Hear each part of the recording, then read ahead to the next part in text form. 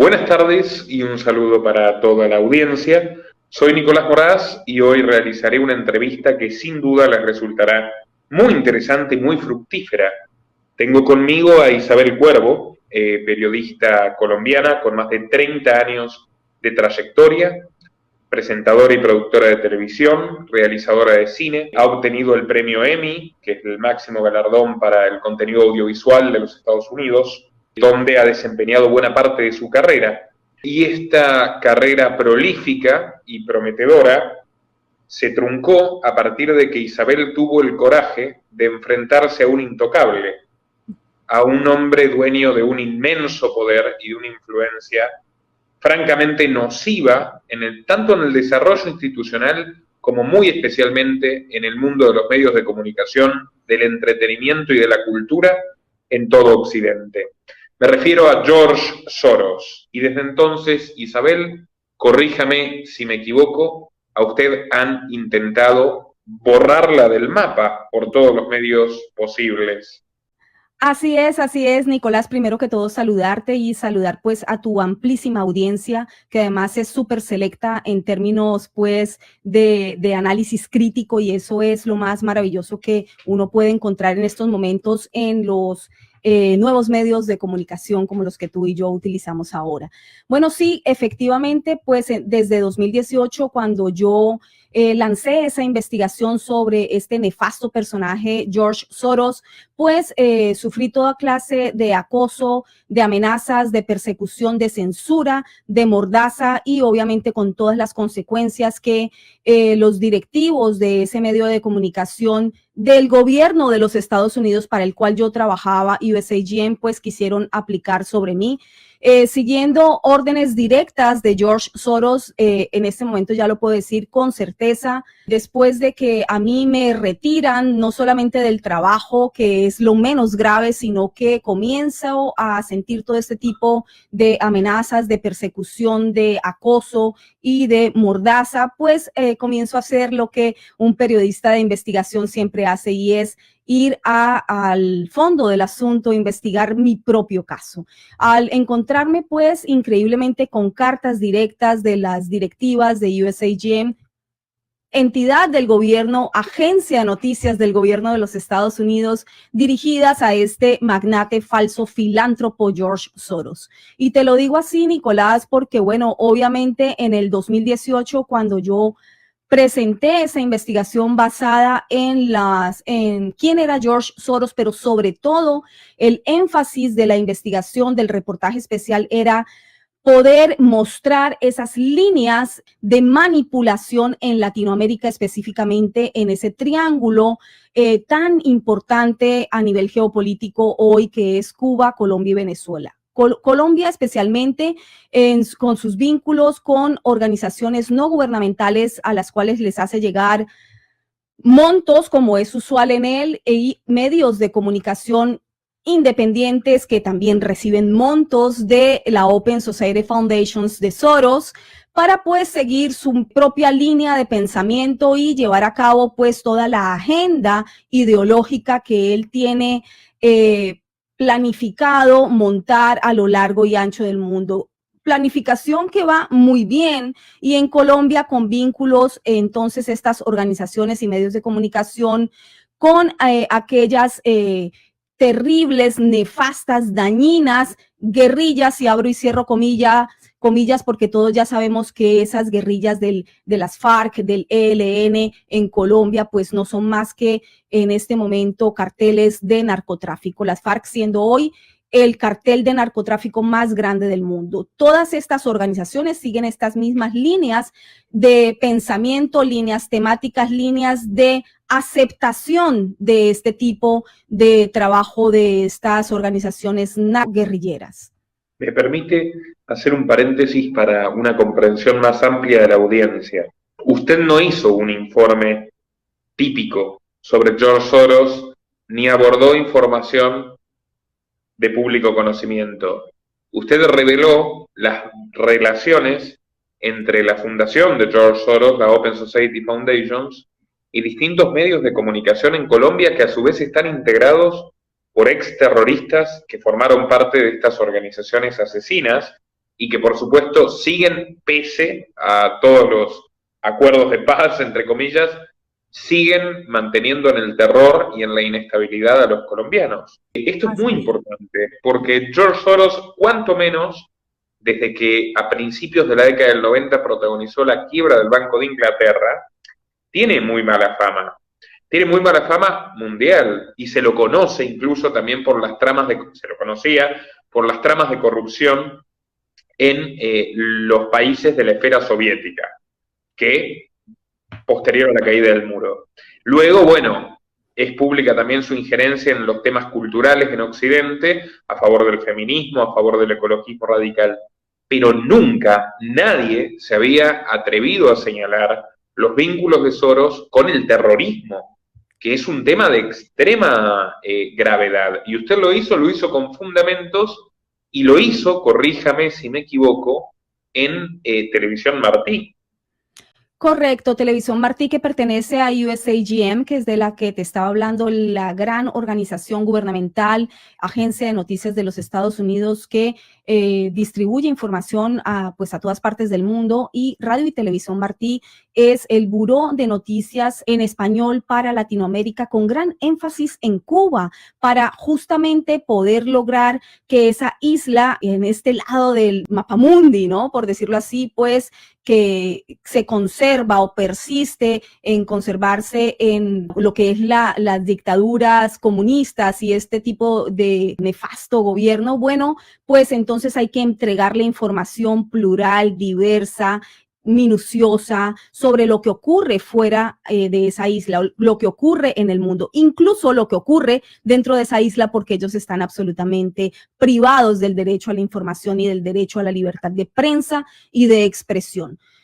Bueno, irónicamente, yo como periodista en Estados Unidos, trabajando para esa agencia de noticias, a quien, bueno, le llevaba trabajando ya bastantes años más, llevaba cerca de 6, 7 años, si no estoy mal, ya la memoria ya no me acuerdo con exactitud, pero más o menos llevaba unos 6, 7 años, a la agencia a la cual le entregué un premio Emmy, los hice merecedores de un premio Emmy justo por investigación periodística en la categoría de preocupación social en el 2015. Bueno, a esa misma periodista fue a la que amordazaron y sometieron a investigación federal por haberse atrevido a hablar del sacrosanto George Soros, que como te digo, pues después investigación federal.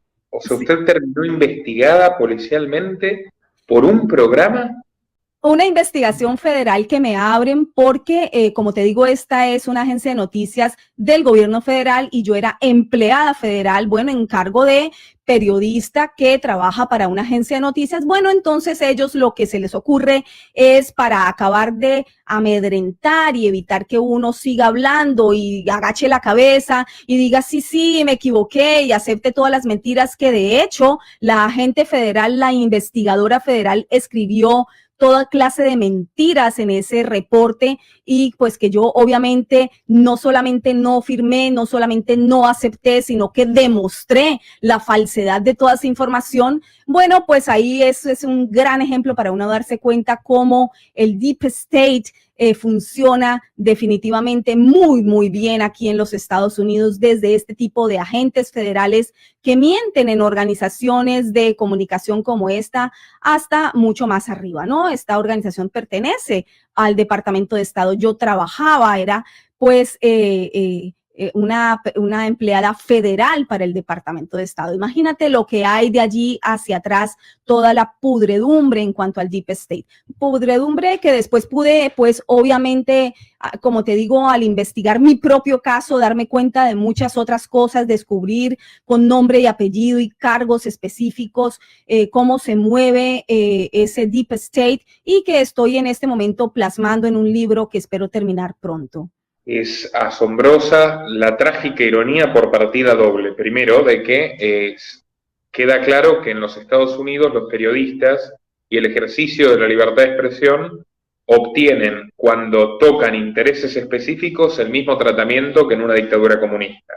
Exactamente, entonces defendiendo la libertad de expresión, pero amordazando a su propia periodista, ¿no? Porque entonces resulta que hay temas intocables, personas intocables, fuentes que están aprobadas y fuentes que no están aprobadas. Yo lo advertí entonces desde 2018 con ese reportaje, porque primero hice pues obviamente todo un perfil de este George Soros para que la gente lo conociera, porque en Europa era ampliamente conocido, dado los ejemplos que tú mismo acabas de dar, cuando lo de la quiebra del Banco de Inglaterra también fue procesado en Francia por cuestiones no muy claras o bastante turbias en términos económicos, porque no se puede olvidar que George Soros pues vive de esto, ¿no? Es un gran especulador financiero que, bueno, vive aquí en los Estados Unidos, goza de esta democracia, pero no es un secreto ya para nadie de cómo trata de minar esta misma democracia, porque en últimas su fin ulterior es construir bajo su sistema de pensamiento que dice él está inspirado en Popper, pero nada más lejano que Karl Popper. Bueno, yo creo que tú lo vas a poder descifrar mucho mejor con el gran conocimiento que tú tienes, sobre todo de filósofos como Popper. Bueno, pero no solamente eso, sino que él cree, o por lo menos manifiesta, dice creer en las sociedades abiertas, y en eso es lo que él quiere construir pues este mundo, porque para él un país es poca cosa y hay que comenzar entonces por minar sus instituciones. Hemos visto cómo reiterativamente se repite en diferentes países, no solamente aquí en los Estados Unidos, sino en otros de Latinoamérica y de Europa, cómo han echado a rodar esta gran idea nefasta, pero gran idea para ellos de desfinanciar la policía, de quitarle la autoridad a la policía, de que la población pierda entonces la confianza en sus propias instituciones, no solamente la policía. Son mecanismos repetitivos de ingeniería social que él hace aplicar en diferentes países a lo largo y ancho del planeta, y lo logra pues por medio de la estructura, la gran estructura o la gran red de organizaciones no gubernamentales y medios de comunicación que tiene regados a lo largo y ancho del mundo, porque pues con dinero, como un multimillonario, como un gran potentado, se logra comprar no solamente las líneas editoriales, sino también las conciencias, ¿no? Hemos perdido ya lo que es la línea editorial, incluso de grandes medios, o como yo les llamo, los medios hegemónicos de comunicación, que siempre uno los tomó como referencia, pero que ahora dejan muchísimas dudas, como el New York Times, como el Washington Post, y bueno, de allí para abajo todos están recibiendo o han recibido dinero de George Soros, y todos están siguiendo los lineamientos de lo que él llama la justicia Soros. Hay un apartado en su Open Society Foundations en donde él, con otros cerebros que creen que piensan mucho mejor que cualquier otra persona de la población de cualquier país del mundo, bueno, diseñan o han diseñado lo que ellos han devenido en llamar justicia Soros. Y eso es lo que poco a poco, minando las instituciones, pues quieren ir logrando en cada uno de los países. Lo que, bueno, nosotros entre colegas, y por cierto que hemos tratado este tema con bastante incisividad, por así decirlo, entendemos perfectamente este modelo de negocio, pero para quien no lo entienda se puede resumir fácilmente en modificar las reglas del juego para ganar dinero. O sea, el negocio de la filantropía es incidir, es generar el propio marco de políticas y de regulaciones que le permitan a las empresas de estos personajes o a los movimientos bursátiles de estos personajes obtener mayor rentabilidad. Un ejemplo paradigmático lo hemos vivido aquí en la Argentina durante el año 2020, razón por la cual, de hecho, yo también tuve mi propio raid, mi propio enfrentamiento, ni más ni menos que con el presidente argentino, que varias veces salió a negarlo o a tratar de ridiculizarlo con visible enojo. Aquí, George Soros, cuyas organizaciones, mientras él hacía esto, ya estaban estableciendo convenios oficiales con el Ministerio de Educación de Argentina, con distintas instituciones gubernamentales, pacta con Alberto Fernández para facilitarle nuevas líneas de crédito y reestructuración de la deuda argentina, a cambio de extender lo que sufrió la población, que fue el más largo del mundo en la Argentina. Profundizó dramáticamente la crisis económica y ha generado una situación donde tenemos casi 50% de pobres y 3 de cada 4 niños en los alrededores de la ciudad de Buenos Aires no comen todos los días. Lo que es la catástrofe humanitaria más grave que ha padecido la Argentina, peor aún que la crisis del 2001. ¿Qué obtuvo a cambio Soros? Y esto lo quiero remarcar, digamos, fundamentalmente, una ganancia extraordinaria, no solo avanzar sobre la legislación, conseguir la aprobación de lo que era una gran obsesión de él, fundamentalmente una ganancia extraordinaria a través de su principal empresa en el país, que era Ualá, el banco digital que emite tarjetas digitales sin requisitos y que permite bancarizar y fiscalizar a los pobres. Al verse impedidos de realizar compras básicas, las personas de menos recursos, a quienes se les privó de usar el transporte público, y ahí vemos ya una gran impronta clasista en este nuevo modelo que nos están imponiendo, o sea, el que tiene avión privado es el más libre, el que tiene auto viene en segundo lugar y el que está condenado al transporte público es un esclavo del gobierno. Bueno, se vieron obligados a tomar estas tarjetas en masa y esta empresa ha sido la mayor beneficiaria del año pasado, mientras otras 100.000 compañías competitivas, privadas, honestas, cerraron sus puertas, quebraron y dejaron a un enorme número, millones de personas, sin trabajo, con su poder adquisitivo disminuido. Entonces, uno puede ver matemáticamente cómo se granjea, cómo se conquista una mayor ganancia a partir de esta influencia en los gobiernos. Ahora, qué ironía, Isabel, tanto a usted como a mí, cuando nos metemos con George Soros, nos han acusado de antisemitas. Y lo cierto es que tal como se indica la politóloga estadounidense Michelle Steinberg, con quien he tenido la oportunidad de hablar largo y tendido sobre este tema, y a quien agradezco por su generosidad al ilustrarme con fuentes bibliográficas sobre este tema, el propio Georgi Schwartz, que es su nombre de nacimiento, siendo apenas un adolescente, participó de la entrega de judíos a los nazis con su padre. Su padre y él entregaron a los miembros de su comunidad, a sus propios clientes, a los nazis para comprar su libertad. Y esto no es que es una teoría conspirativa. El propio Soros lo admite en una entrevista en la televisión norteamericana, en público, en la CBS. Y dice, si no lo hubiera hecho yo, lo hubiera hecho otro. O sea, dando una muestra cabal de su psicopatía y su amoralidad. O sea, en otras palabras, un colaboracionista nazi. Su carrera empieza como colaboracionista nazi. Es una gran ironía que nos acusen de antisemitas por denunciar las prácticas de este sujeto con un origen tan tenebroso, ¿verdad, Isabel? Es un común denominador. Ya después yo he hecho una lista enorme de personas que se han visto afectadas. Ahora te voy a poner en la lista también, Nicolás, porque definitivamente es maravilloso cómo se repite este círculo de maldad y este modus operandi de calificar de antisemita. Y esto tiene a las personas que, bueno, que se atreven a destapar algunas verdades incómodas para este ultra multimillonario falso filántropo. Y te voy a explicar ahora por qué falso filántropo, porque las razones por las cuales lucha la Open Society Foundations pueden parecer todas pues causas muy nobles, ¿verdad? Y bueno, distribuir dinero para este tipo de causas y ayudar a estas organizaciones no gubernamentales alrededor del mundo pues puede ser también visto como algo muy noble. Pero cuando esto se hace en gran medida con dinero público de los impuestos de los ciudadanos estadounidenses y de otros países que aún estoy en proceso de investigación, pero ya he podido corroborar al menos 2 países más, aparte de los Estados Unidos, que siguen este mismo esquema, en donde en acuerdo con los que estén en el poder, en este caso tú lo has explicado muy bien, lo que ha ocurrido en Argentina, bueno, es que no importa quién esté en el poder, porque a todos les llegan al peso, a todos les llegan con lo necesario que es financiar esa inmensa, digamos, deseo inmenso en donde prima su necesidad, su necesidad personal, en donde prima sus intereses personales, y disculpa si a veces fallo en encontrar la palabra, todavía estoy convaleciente, y parte de lo que nos están haciendo es esto, dejarnos un poco nublados, la cabeza, me agoto mucho. Estoy haciendo un esfuerzo sobrehumano para llenar mis pulmones para poder atender tu amable invitación a esta entrevista.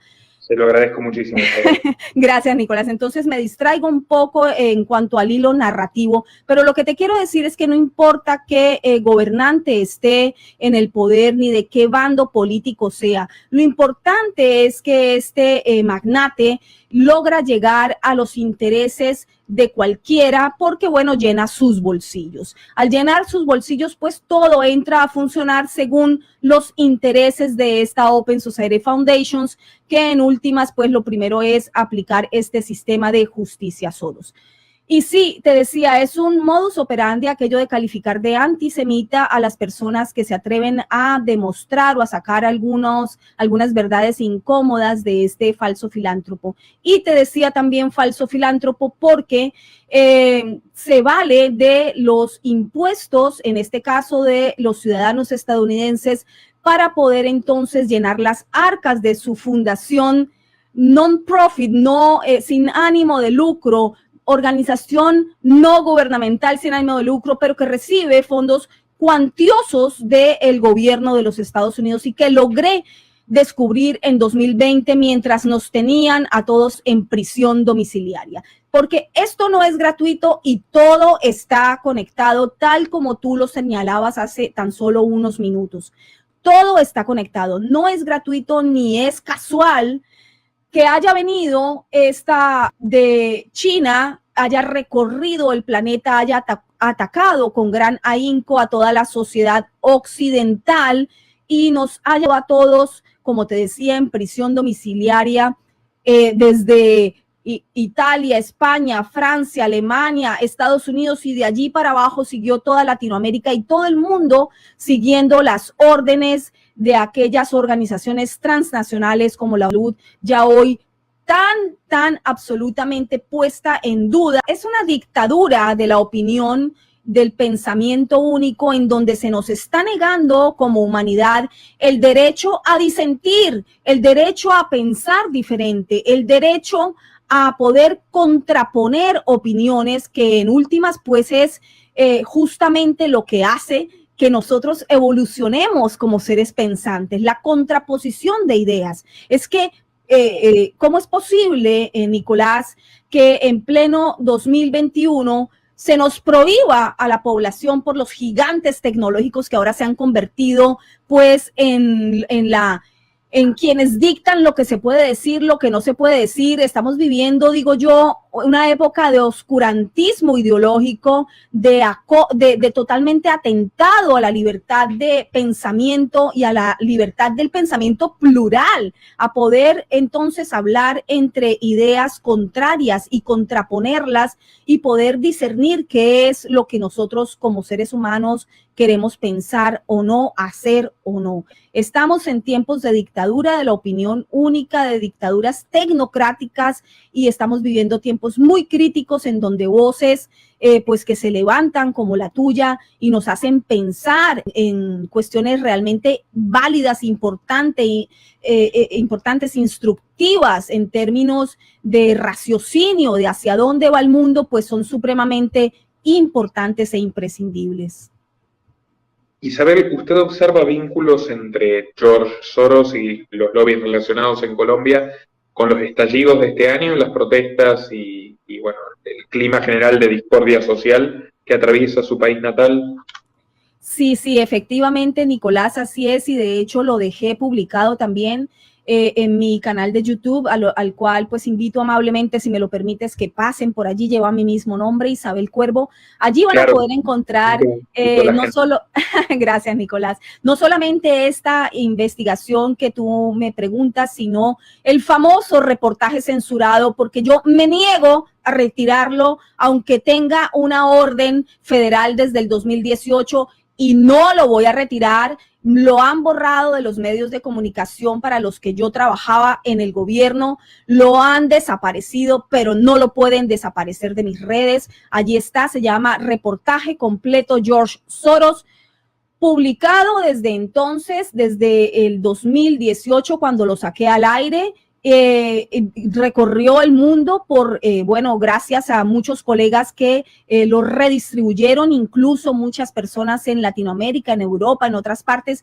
hicieron programas con este mismo reportaje, dándolo a conocer por, bueno, que hacía un recuento no solamente de quién era Soros, sino, ya te digo, cuál era su influencia en Latinoamérica, de lo cual poco o nada se sabía. Allí está también este otro reportaje o esta otra investigación que realicé justamente en 2020, cuando las protestas violentas que surgieron en Colombia, teniendo un gran paralelismo con las ocurridas en Estados Unidos.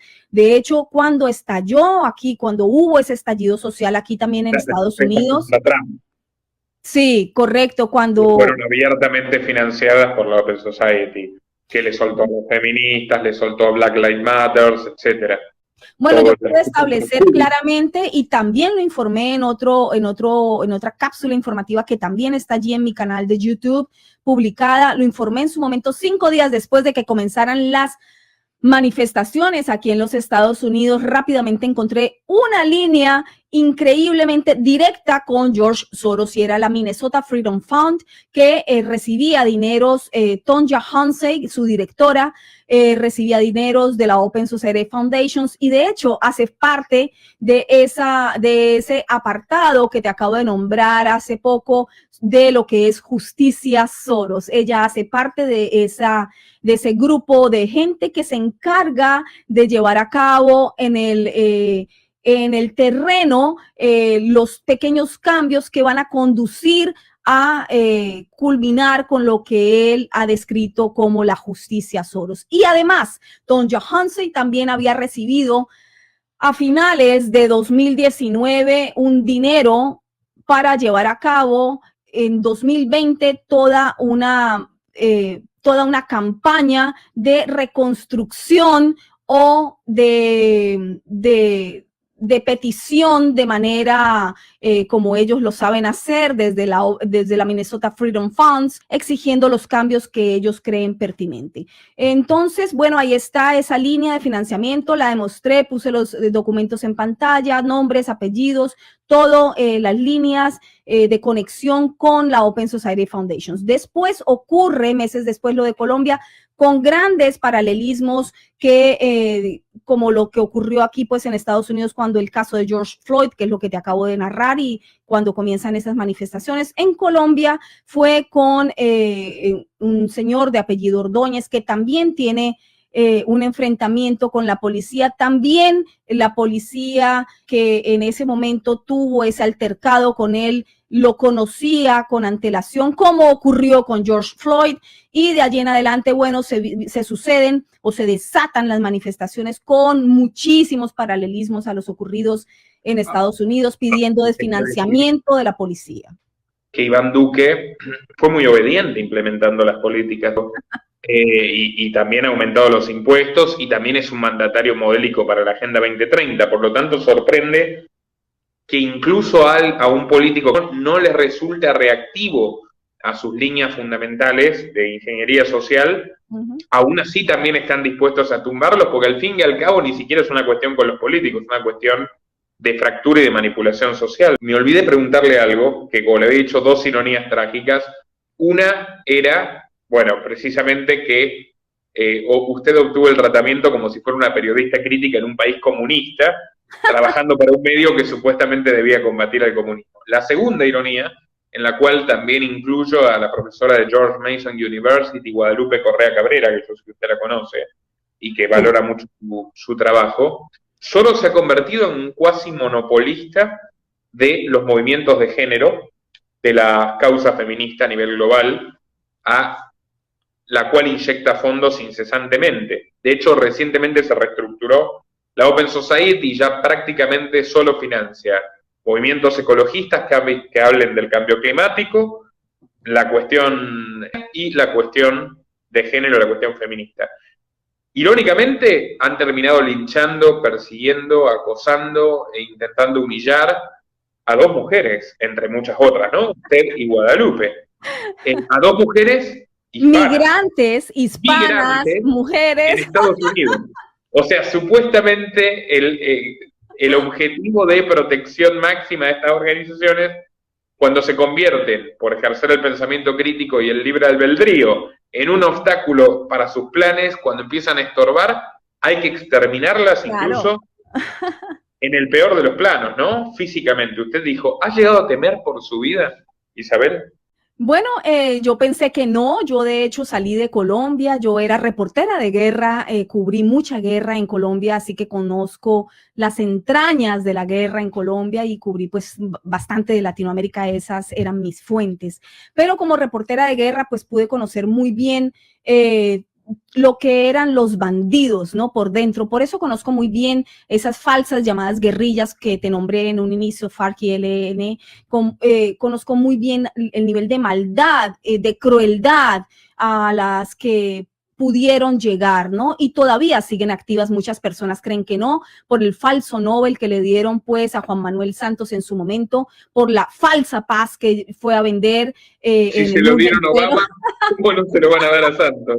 Se lo dieron a Santos y el país pues nunca estaba en paz, nunca más que nunca estaba en guerra. Él dejó en el poder dándole curules gratuitas sin pasar por voto a pues muchos de estos criminales de las FARC. Allí están sentados 10 sillas en el Congreso, ellos haciendo las leyes de los ciudadanos colombianos después de haber cometido delitos de lesa humanidad sin haber pagado un solo día de cárcel. Jamás han pagado por sus crímenes, pero bueno, esto se vendió como una gran nube de paz y de que hay que perdón y olvido, pero se olvidaron que a los criminales hay que ponerlos primero a pagar por sus delitos. Bueno, entonces ahora estamos viendo las consecuencias en el desmoronamiento de la democracia en Colombia. Eso es lo que estamos viendo. Todos se olvidaron de las víctimas. Claro. ¿Cuántas son? ¿Hay un número estimado? Porque la FARC es una pesadilla que no termina, empezó en los años 50. O sea, es terrible. Lleva más tiempo azotando a Colombia la FARC que los Castro parasitando Cuba.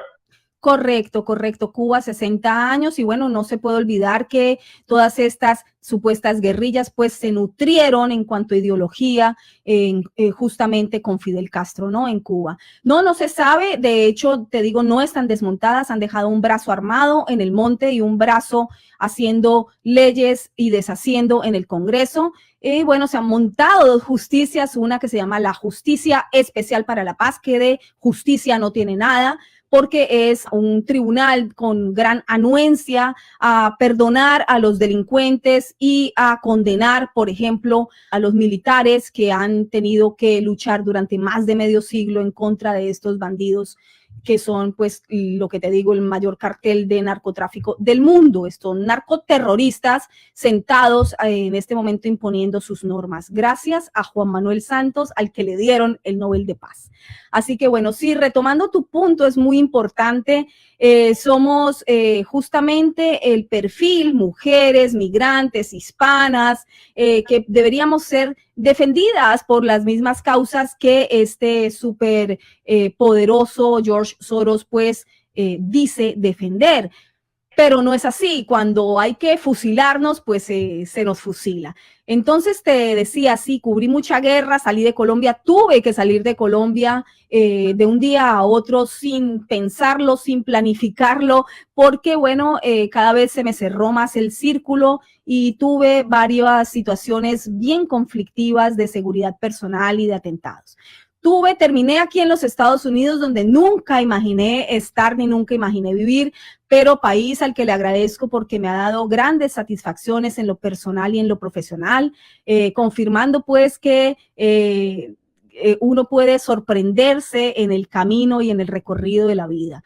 Eso fue lo que hice, me dediqué aquí a trabajar en mi profesión, he pasado por todos los canales importantes, digamos, o hegemónicos de comunicación de este país. A todos los conozco bien, a todos los conozco por dentro, pero jamás imaginé que en este mismo país el llamado de las libertades, aunque sé que ahora vas a hacer un especial en el que vas a explicar muy bien por qué es una falsedad, ¿no? el que se le llame a este el país de las libertades, y te escuchaba ayer hablando de eso y estoy muy de acuerdo, por lo menos con el principio que planteas y que vas a desarrollar. Voy a estar muy pendiente para escucharlo. Pero bueno, se supone que en este país de las libertades y de la seguridad democrática, cuna de la democracia de Occidente, pues no iba a ocurrir algo así. Pues ocurrió y ha sido una gran sorpresa, ha sido no solamente una sorpresa, sino ha sido una gran decepción, pero eso ha llevado a que, bueno, la periodista investigativa, de investigación que hay en mí, pues se dedique a escarbar y a hurgar en otros apartados que jamás imaginé que iba a tener que escarbar, con descubrimientos realmente importantes a interior de lo que ocurre en los Estados Unidos en términos de gobierno.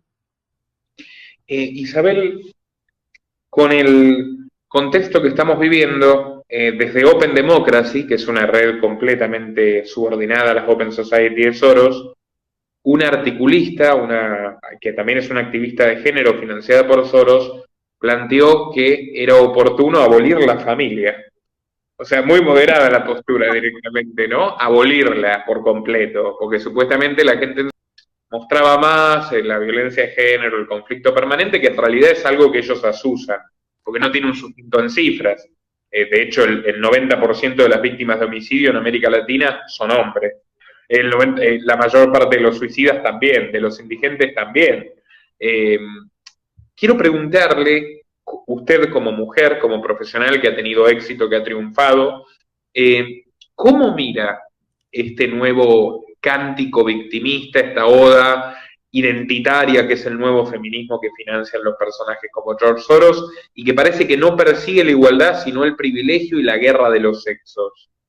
Sí, claro, es otra herramienta de ingeniería social. Para mí es nefasto el uso que hacen de la población, sobre todo porque, bueno, primero victimizan a la mujer. No quiero decir con esto que no haya, pues, de pronto problemas en cuanto a violencia a la mujer, pero es que también hay violencia hacia el género masculino. Y también ha habido un gran giro bastante predictivo en cuanto a esta maniobra de ingeniería social, en que entonces el género femenino se ha venido alzando con ciertos derechos y privilegios que entonces ahora los hombres no lo tienen, y se basan en estos privilegios ganados porque esto es lo correcto, porque esto es posmodernista, porque esto es lo que se usa en estas épocas para entonces usar y abusar del hombre en acusaciones que muchas veces se han demostrado después son falsas. A esto podemos dar como ejemplo las campañas que después también se volvieron mundiales del Me Too, en donde era evidente pues que hay muchos casos que pueden ser verídicos, que pueden ser importantes o para señalar como algo que no debería ocurrir, pero también es cierto que hay casos en donde ya se ha podido comprobar que son sencillamente la utilización de todo este movimiento para poder entonces abusar, ¿no? Abusar de esos privilegios que no deberían de tener, porque no entiendo cuál es la razón para entonces, si quieres unas relaciones o los géneros en términos igualitarios, lo cual también me parece espantoso, porque no tenemos por qué buscar el igualitarismo, ¿no?, entre los géneros cuando somos tan diferentes, pero entendemos bien que eso es una irrupción en cuanto a la relación natural que puede haber entre hombre y mujer, para después entonces que nazcan la cantidad de géneros que ahora quieren hacer ver que existen dentro de la gran campaña de LGTBXYZ.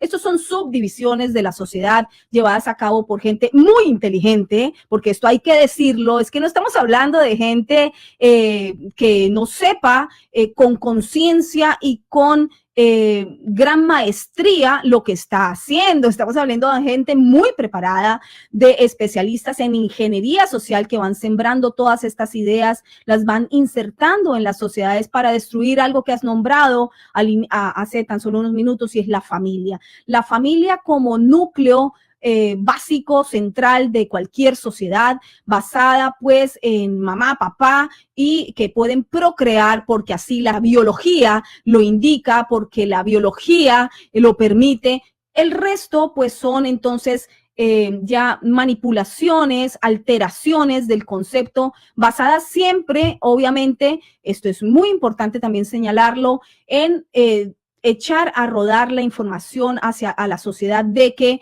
está basado en tus derechos, tú estás ganando derechos para que entonces la población se movilice, lo pida con ahínco, lo entienda como algo que es positivo dentro de la sociedad y se va insertando poco a poco ese concepto que en algún principio parecía insólito, pero que después la sociedad, con ayuda de los medios hegemónicos de comunicación, con ayuda de los especialistas que comienzan a aparecer y a pulular en los medios de comunicación y las explicaciones amañadas a ese objetivo último, pues entonces se empieza a insertar cualquier cambio de ese tipo. Este es un buen ejemplo, pero hay muchos más. La ventana de Overton, sí, también logré hacer una síntesis de lo que era la ventana de Overton para poder explicar a la audiencia que amablemente me sigue, sigue mi trabajo y bueno, ahí está alojada también en mi canal de YouTube. La ventana de Overton, tú lo has dicho bien, es hacer pasar esa idea absolutamente insólita, imposible, ilógica, convertirla a lo largo del tiempo y de toda esa maniobra de ingeniería social en algo aceptable y finalmente convertirlo en ley. Ese es el fin, convertirlo en ley. Poderoso caballero es don dinero, decía Francisco de Quevedo, el poeta español. Isabel, actualmente tenemos la Argentina con un cuarto gobierno kirchnerista que se cae a pedazos, pero se mantiene en pie aún, o sea, valga la contradicción. Tenemos el regreso del partido de Evo Morales a Bolivia, México, un primer presidente progresista, que es la izquierda de Larry Fink, de Bill Gates, o sea, es totalmente cooptado por la élite. En Nicaragua, en Venezuela, en Cuba se mantienen los regímenes autoritarios de siempre, pero lo que ha cambiado en el panorama es que en Perú, que es un país donde nunca gobernó la izquierda radical, ahora gobierna un partido marxista. En Colombia, donde nunca gobernó un partido de izquierda, Gustavo Petro, de la izquierda más radical de Colombia, es el favorito para las presidenciales.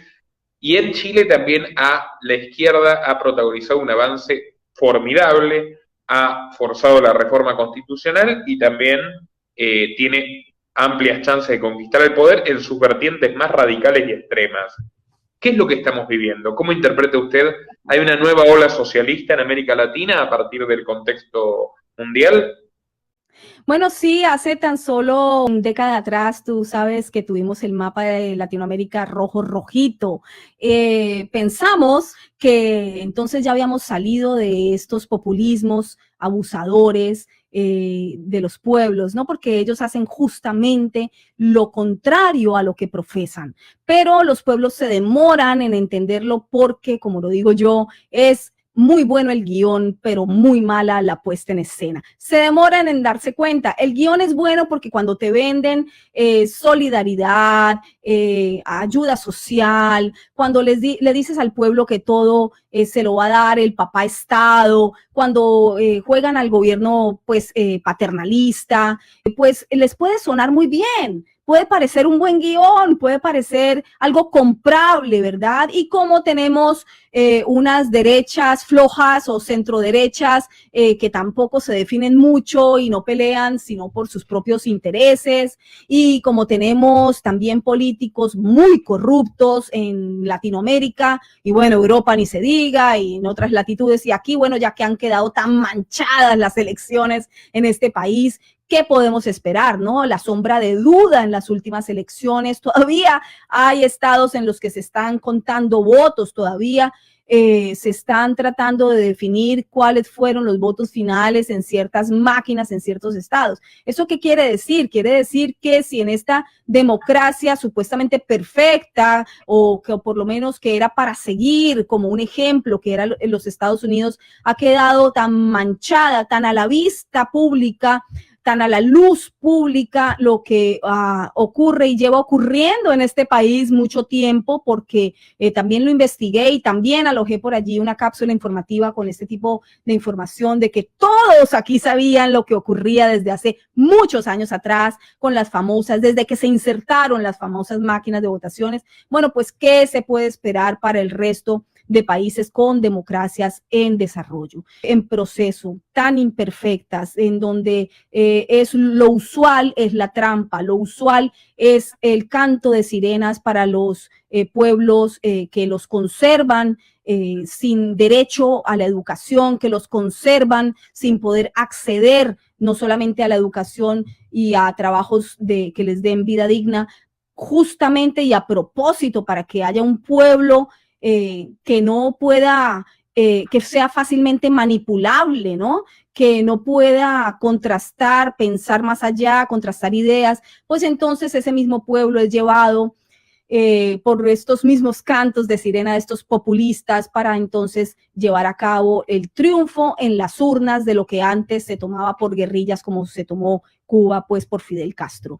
Ahora no, ahora lo han perfeccionado, ahora en el siglo XXI ya lo que hacen es perfeccionarlo y basarse o aprovecharse de las democracias, de los sistemas democráticos, del orden establecido, de las instituciones, para falsamente entonces hacer todo este juego democrático y llegar al poder por medio de las urnas. Pero nada más descalificado hoy en día que las elecciones y el juego democrático. Así llegan para entonces sentarse en la silla del poder y no abandonarla jamás. Entonces ya obviamente van quitándose las máscaras y podemos ver el corte más dictatorial, que es justamente el que quieren aplicar. Pero no lo niegan, no niegan que son de corte socialista cuando quieren ser más blandos o directamente comunistas. Sí, eso le pasó a Perú. Bueno, eligieron esto con este candidato que para mí pues no fue más que el que mandaron al frente como imagen, como el maestro de escuela rural. Que cabalga, que sabe montar en un caballo. Claro, entonces pues esa imagen era muy, muy provechosa para cualquiera que maneje campañas políticas. Nadie lo ha visto leer de corrido, al maestro. Y pensar de corrido tampoco. Y también una pregunta. Usted ahora vive en Estados Unidos. Joe Biden llega, como usted ya reseñó perfectamente, rodeado de polémica. El 40% de los estadounidenses no reconoce su autoridad.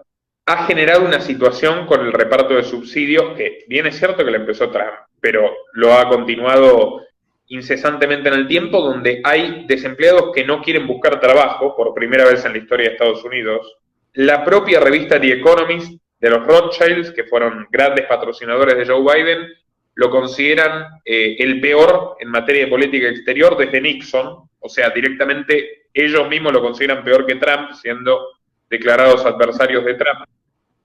Kamala Harris, que es una persona fundamental en este esquema, lleva adelante una política migratoria despiadada, inhumana, con centros de detención para niños en Texas, cosas que no se han visto jamás. Ha perdido totalmente el apoyo de la izquierda y es la vicepresidente más impopular de las últimas décadas, según Gallup. O sea, estamos hablando siempre de encuestadoras y medios de comunicación del escenario número uno, no estamos hablando de blogs conspirativos. En suma, Estados Unidos atraviesa un caos grave, la crisis de Afganistán, etcétera. ¿Cómo evalúa usted el gobierno de Biden y el futuro de Occidente bajo la premisa de que Estados Unidos es gobernado por Biden? Bueno, no, lo que estamos viviendo aquí en Estados Unidos con el desgobierno de el ocupante de la Casa Blanca, Joe Biden, pues es realmente vergonzoso. Yo lo calificaría de muy vergonzoso, porque en estos meses que lleva pues sentado allí en la oficina oval, lo que ha hecho es ir de un desacierto en otro. Y como tú bien señalas, pues no solamente es lo de, por ejemplo, las consecuencias a nivel geopolítico que acarrean decisiones como la que tomó de retirarse de la noche a la mañana de Afganistán, sin decir esto que sea pues un llamado a que se mantenga la guerra. No, estamos hablando de estrategia geopolítica que no debería ser extraña para una persona que ha vivido de las mieles del poder durante toda su vida. Es decir, no es por desconocimiento. Para mí, este fue un paso dado con toda convicción, con todo conocimiento de lo que hacía, sin importar las consecuencias, no solamente para el pueblo afgano y para los estadounidenses o bueno, personas que colaboraron durante el tiempo que estuvieron allí como traductores, como personas de ayuda en toda esa reestructuración o cambios en Afganistán. No quiero entrar a fondo en eso porque es un tema bastante complejo y bastante delicado en cuanto hay que analizar muchos puntos, pero quiero solamente señalar uno de ellos y es que una persona como Joe Biden no puede ser tan naif, tan inocente en ese actuar. Me parece que allí no hay nada de inocencia, me parece que allí hubo algo muy planificado de que ocurriera como ocurrió con todas las consecuencias, no solamente para Estados Unidos, sino en el ámbito geopolítico para muchos otros países. Eso es un desacierto. Ahora, lo que nombras de Kamala Harris, bueno, lo que ha ocurrido en la frontera absolutamente criticada en cuanto a la gestión de la administración anterior de Donald Trump, que durante 4 años todos los medios hegemónicos criticaron sus leyes, digamos, de migración, la forma como operaba, mostraban las jaulas en donde estaban los niños, mostraban el muro, jaulas que, valga la pena decirlo, fueron construidas y puestas en funcionamiento durante el gobierno de Obama. Pero lo que pasa es que cuando la prensa se convierte no solamente en el ejercicio del periodismo, sino de activismo político y están pagados por dineros muy untados de filántropos como el que acabamos de hablar, pues entonces pues fácilmente se pueden echar abajo las líneas editoriales y comenzar a hacer activismo político. Ese tipo de cosas ocurren. Al día de hoy, Kamala Harris, que ha sido la encargada de Joe Biden para ocuparse del asunto de la frontera, porque inmediatamente llegaron al poder esta administración Biden-Harris, pues comenzó a venir la muchedumbre de migrantes y conozco muy bien el asunto de migrantes porque he cubierto migrantes a lo largo de toda mi carrera.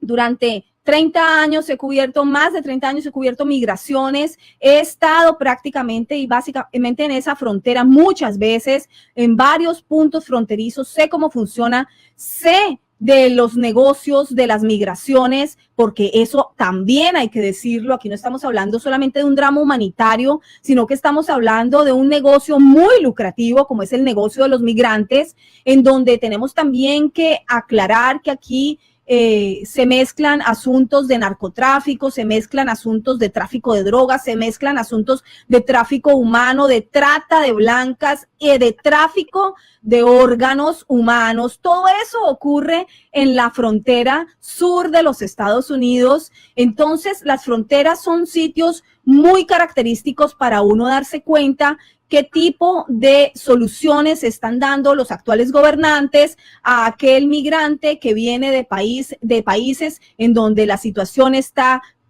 pues más complicada. Aquí en los Estados Unidos pues ocurre que cuando llegan los demócratas al poder comienza la muchedumbre y la masa de migrantes a llegar a los Estados Unidos porque siempre en sus campañas políticas hacen un gran ahínco en informar a la población de que los migrantes son bienvenidos con los brazos abiertos. Y si bien es cierto que es un asunto humanitario, con los fusiles cargados. Claro, pero estamos hablando de un asunto humanitario en donde claro que sí tenemos derecho a migrar a un país, a otro, pero obviamente dentro del debido proceso de una migración, cumpliendo con las leyes migratorias, no diciéndole a la gente que puede venir a la principal potencia mundial, bueno, ya muy en entredicho de lo que sea principal potencia, dado al desgobierno de Joe Biden. Yo creo que esto ya está muy en entredicho, pero no se les puede decir vengan, que aquí serán acogidos, vengan, que aquí están las puertas abiertas, porque las fronteras no van a ser impedimento. Bueno, entonces vemos estos mares, ¿no?, de migrantes que llegan hasta la frontera y se forma pues lo que se tiene que formar cuando hay más de 7,000, 8,000, 9,000, 11,000 personas se alcanzaron a acumular hace tan solo unos 7 días en la frontera por el punto del río, bajo el puente internacional de Del Río. Esto entonces no se nombra, o no se dice, no se analiza por los medios hegemónicos de comunicación de manera incisiva, como se realizaba en la anterior administración o cualquier administración republicana, porque el asunto aquí es político. Mientras tanto, seres humanos viviendo en unas situaciones paupérrimas, en unas situaciones realmente inhumanas, siendo víctimas del tráfico de drogas, del tráfico de órganos, del tráfico de menores siendo alquilados, pasados de mano en mano, menores llegando y siendo aceptados aquí dentro de los Estados Unidos. Hay otra cápsula informativa también, varias que he hecho, que están alojadas en mi canal, en donde explico por qué esos números de menores que entran a los Estados Unidos no cuadran entre el número que entra y el número reportado y alojado en los centros de detención o en los centros de amparo mientras ellos son procesados, lo cual es grave. Aquí estamos hablando ya, abriendo otra ventana de otra temática muy delicada. No faltará oportunidad de profundizarlo, Isabel. Espero que de aquí a unas semanas, unos meses, nos veamos nuevamente. Le agradezco muchísimo por su tiempo. A la gente sígala en su canal, Isabel Cuervo, y en el resto de sus redes sociales que amerita, una periodista seria, valiente, como han visto. Al público le pido por favor que comparta esta entrevista en todas sus redes, en todos sus grupos, en Facebook, en WhatsApp, en Telegram, en Twitter. Ayúdenos con la difusión, den like, comenten respetuosamente sus opiniones y nos veremos en una próxima ocasión.